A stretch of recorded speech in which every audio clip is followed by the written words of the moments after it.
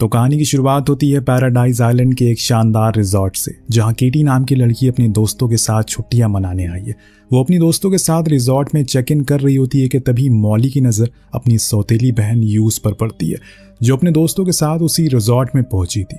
Use को देखकर, अपनी बहन को देखकर मॉली को काफी गुस्सा आता है। फौरन वो उसके पास जाती है और उसे वहां आने की वजह पूछती है, लेकिन घमंडी यूज और उसके दोस्त मॉली की बात को पूरी तरह नजरअंदाज करते हैं और रिजॉर्ट के अंदर चले जाते हैं।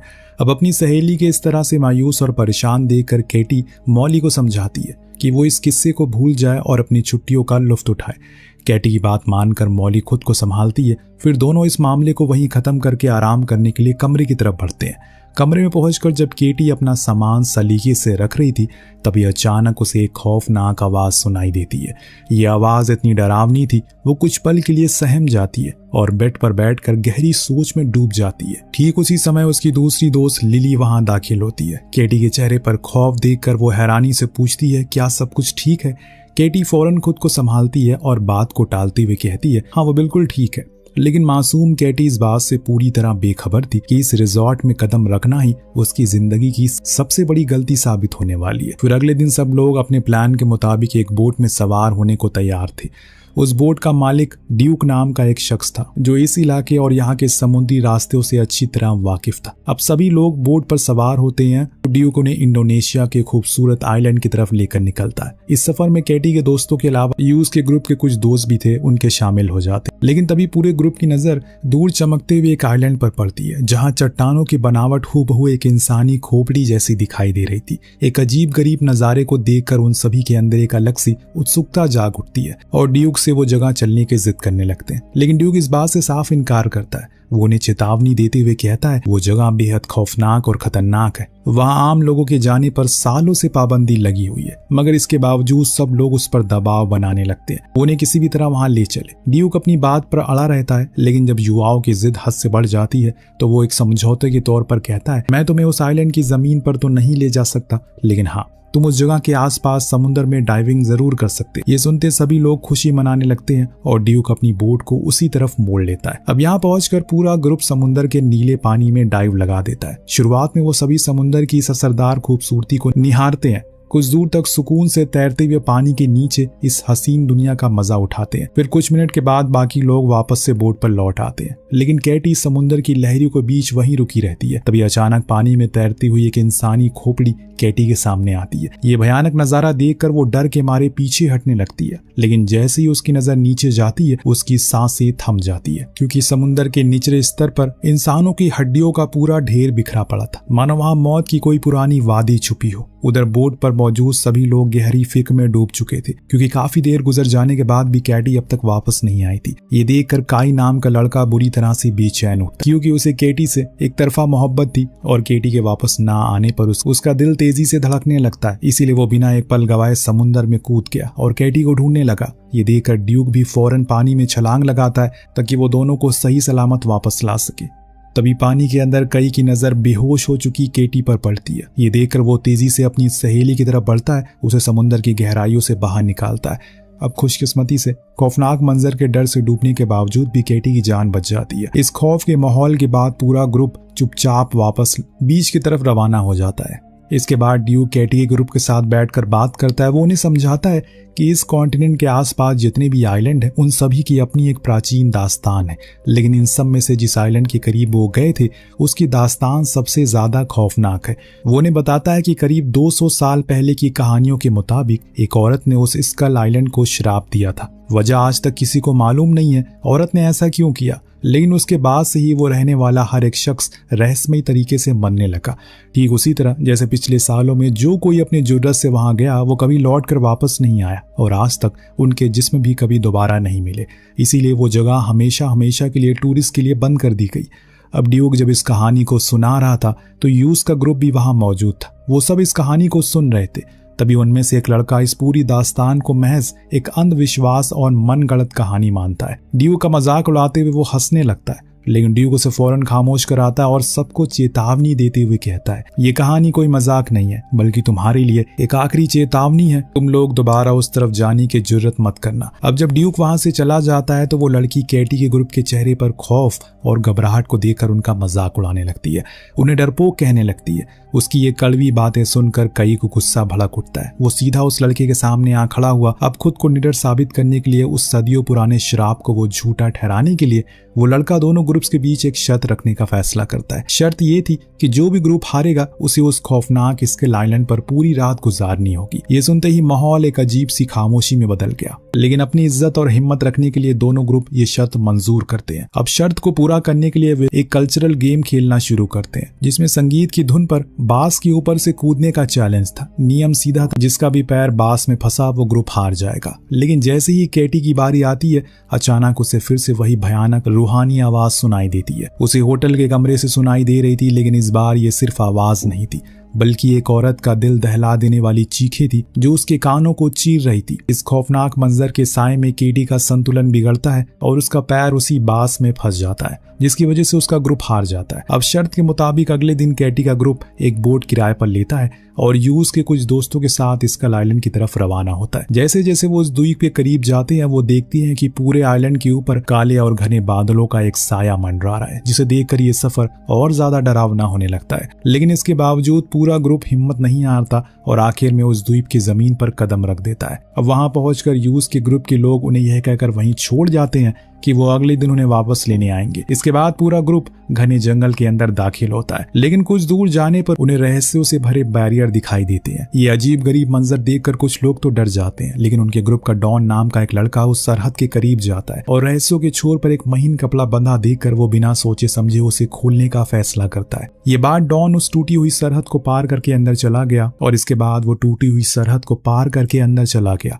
उसे आगे बढ़ता देखकर बाकी लोग भी हिम्मत जुटाकर उसके पीछे जंगल की ओर बढ़ने लगे और फिर वो एक ऐसे खंडर नुमा इलाके में पहुंचे जो कभी कोई गांव हुआ करता था और समय के बीतते हुए वो पूरी तरह से जर्जर हो चुका है। कुछ लकड़ी की झोपड़ियों के पास से गुजरते हैं जिन्हें बाहरी दीवारों पर जादू टोने जैसा अल्फाज लिखे थे। तभी कई की नजर एक झोपड़ी पर पड़ी जो बाकी झोपड़ी के मुकाबले बेहतर हालत में थी। वो अपने दोस्त से कहता है कि रात गुजारने के लिए ये बेहतर है। ये सुनकर सब लोग वहीं रुक जाते हैं और अपना सामान अंदर रखने लगे और सामान सेट करने के बाद सो जाते हैं। लेकिन कुछ मिनट के बाद कैटी की आंख खुलती है। वो जैसे ही अपने दोस्तों को देखने के लिए खड़ी होती है, उसके होश उड़ जाते हैं। वो देखती है कि उसके सारे दोस्त लेटने के बजाय बिल्कुल सीधे बैठे सो रहे हैं, इसीलिए वो उन्हें आवाज देने की कोशिश करती है, लेकिन तभी अचानक से वो सब वापस नीचे लेट जाते हैं। एक अजीब गरीब वाक्य को बिना सोचे समझे केटी घबराहट में झोपड़ी से बाहर निकल आती है। बाहर आती उसे जंगल की तरफ फुसफुसाहट की आवाज सुनाई देती है, यानी वो देखती है कि एक औरत किसी की मौत पर फूट फूट कर रो रही है। तभी अचानक कुछ लोग आकर उसे उस लाश से दूर घसीटते हैं और उस समय उनका लीडर गुस्से में सबको हुक्म देता है कि ये जो कुछ भी हुआ उसके बारे में कोई अपना मुंह नहीं खोलेगा। इसके बाद वो लोग उस लाश को तुरंत दफनाने का आदेश देते हैं। तभी केटी को एक और रूहानी विजन दिखाई देता है। वो देखती है कि वहां औरत अब काले जादू और अपने ही खून का इस्तेमाल करके एक बेहद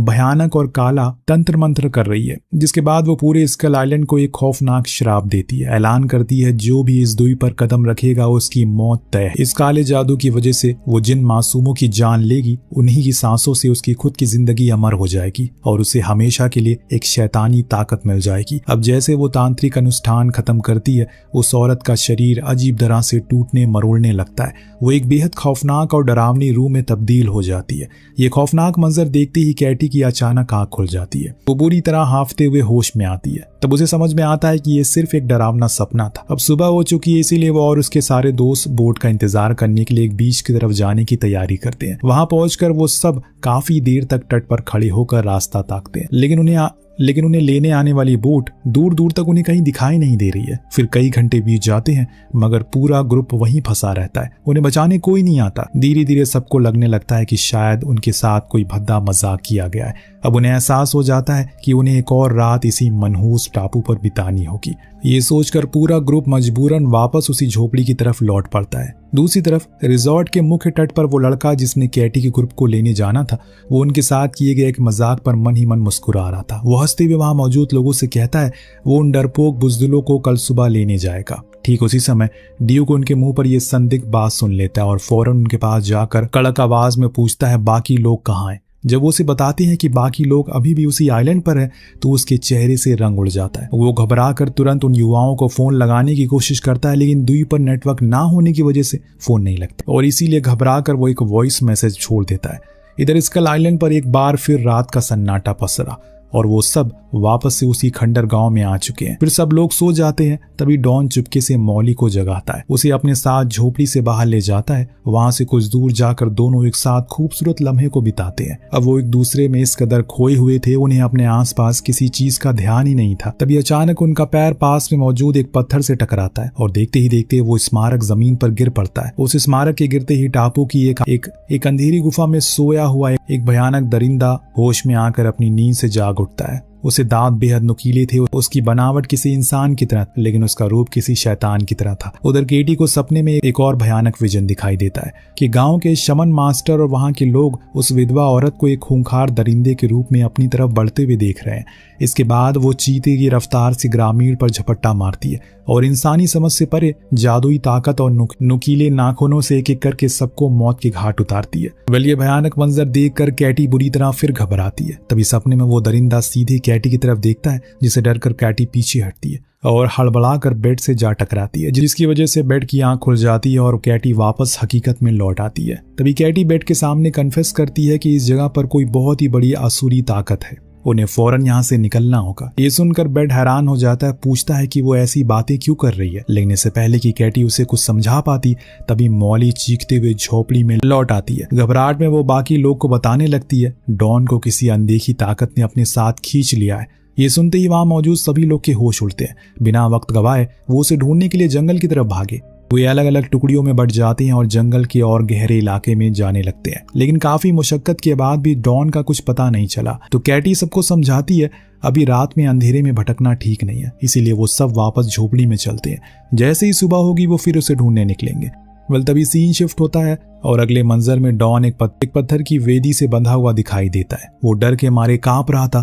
तभी एक डायन रेंगती हुई उसके ऊपर आती है, उसकी गर्दन पर हमला करके उसका खून पीने लगती है। अब अगली सुबह पूरा ग्रुप एक बार फिर डॉन की तलाश शुरू करने का फैसला करता है, लेकिन एक मार्क नाम का लड़का ये कहकर झोपड़ी में ही रुक जाता है अगर डॉन वापस लौट आए तो यहाँ किसी का मौजूद होना जरूरी है, और इसीलिए वो बाकी सभी लोगों को जंगल में तलाश जारी रखने के लिए भेज देता है। दूसरी तरफ समुद्र में ड्यूक उसके दोस्तों के साथ वो बोट कोसी आइलैंड की तरफ बढ़ रहे थे। इधर झोपड़ी में मार्क अकेला बैठा अपने दोस्तों का इंतजार कर रहा था। तभी अचानक वहां एक रहस्यमयी अप्सरा उसके सामने आती है। उसे देखते ही मार्क उसकी खूबसूरती में खो जाता है। तभी वो लड़की मार्क के करीब आती है, उसे अपनी बाहों में ले लेती है, लेकिन जैसे ही वो खूबसूरत लड़की अपने ब्लाउज उतारती है, पलक झपकते ही उसकी भयानक और बदसूरत डायन में तब्दील हो जाती है। अब ये मंजर देखते ही मार्क की तो हवा टाइट हो गई थी। उसके मुंह से खौफ के मारे एक जोरदार चीख निकली और फिर कुछ मिनट के बाद जब उसके दोस्त झोपड़ी में वापस लौटे तो वहां का मंजर देखकर उनके पैरों तले जमीन खिसक गई, क्योंकि पूरी झोपड़ी खून से सनी थी। ये खौफनाक नजारा देखकर वो बुरी तरह से डर जाते हैं और तुरंत बीच की तरफ भागते हैं। अचानक उनकी नजर समुद्र की तरफ से आती एक बोट पर जाती है। उन्हें पता चलता है कि उस बोट में कोई और नहीं बल्कि ड्यूक है।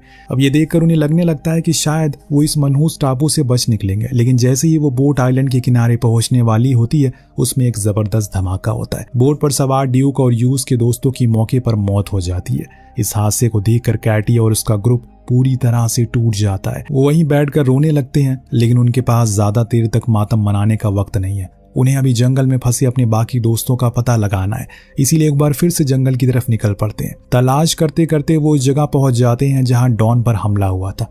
वहां पहुंचकर कैटी की नजर एक पत्थर के स्मारक पर पड़ती है जो अब अपनी असली जगह से हटा हुआ था। उसे देखते ही कैटी को एहसास होता है उस स्मारक के नीचे शायद किसी इंसान को दफन किया गया है। वो उस जगह की खुदाई करना शुरू करती है। कुछ देर की मशक्कत के बाद उन्हें मिट्टी के नीचे एक इंसान का कंकाल मिलता है। ये देखकर कैटी उसे ध्यान से साफ करने लगती है, लेकिन तभी अचानक उसकी आंखों के सामने एक रूहानी विजन आता है। उस विजन में चेन नाम का एक शख्स की जिंदगी का एक हिस्सा देखती है, जहाँ चेन अपनी पत्नी माया के साथ बेहद खुश दिखाई दे रहा है। और एक दिन चेन ने माया को तोहफे में कपड़े की गुड़िया दी और वादा किया कि वो हमेशा इसी तरह साथ रहेंगे। लेकिन इसके पीछे एक कड़वा सच था जो कि केटी के सामने आता है कि चेन उस कबीले का नहीं बल्कि एक बाहरी इंसान था जो उस टापू पर आया था और उसे माया से मोहब्बत हो गई थी। एक ऐसी मोहब्बत जो माया के कबीले के लोगों को कतई मंजूर नहीं थी। इसीलिए गांव वालों ने उस दिन उस जोड़े को घेर लिया, कहा कि वो इस रिश्ते को कभी मंजूरी नहीं देंगे। तभी कबीले के मुखिया ने उन दोनों को अलग करने का हुक्म दिया। उसी आपसी टकराव के बीच कबीले वालों के हाथों चेन का खून हो जाता है। ये मंजर देखते ही कैटी अचानक अपने विजन से बाहर आती है, हाफते हुए होश में लौटती है और इसके बाद वो अपनी बाकी दोस्तों को बताती है कि उसने विजन में क्या देखा। अभी बेन कैटी से कहता है कि अब वो उनकी रहनुमाई कर सकती, क्योंकि उसे अपने सपने और विजन में कैटी ने देखा था। आखिर माया कहाँ है और किन हालात में उस खौफनाक डायन में तब्दील हुई थी। इसीलिए बेन उसे उस जगह तक ले चलने को कहता है ताकि वो उस रहस्य को जान सके। ये सुनकर कैटी बताती है कि उन्हें इस आइलैंड के बीचों बीच बना एक गुफा में जाना होगा। वो अपने दोस्तों को लेकर उस तरफ बढ़ती है। अब यहाँ से निकलकर वहां बनी मूर्ति में से एक भाले को अपने साथ ले लेता है और उसे लगता है कि आने वाले खतरों से बचने के लिए हथियार उसके लिए जरूरी है। जहां उन्हें आगे बढ़ने के लिए समुद्र की तेज धारा को पार करना था। एक एक करके सभी लोग सावधानी से धारा को पार करते हैं और सबसे आखिर में लिली पानी पार कर रही होती है, लेकिन तभी अचानक वही खौफनाक दरिंदा उसके सामने आ जाता है। उसे देखते ही लिली डर के मारे चीखी। हालांकि जैसे ही उस डायन की नजर हथियार लिए खड़े बेन पर पड़ती है, वो अपना ध्यान लिली से हटाकर उसकी तरफ मोड़ लेती है और अगले ही पल वो बेन पर झपट पड़ती है। उसे पकड़कर पानी में डुबाने लगती है। बेन खुद को छुड़ाने की पूरी कोशिश करता है और किसी तरह उस पर वार करता है, जिसे वो डायन खुद को दूर ढकेलती है, लेकिन वो खूंखार रूह हार नहीं मानती।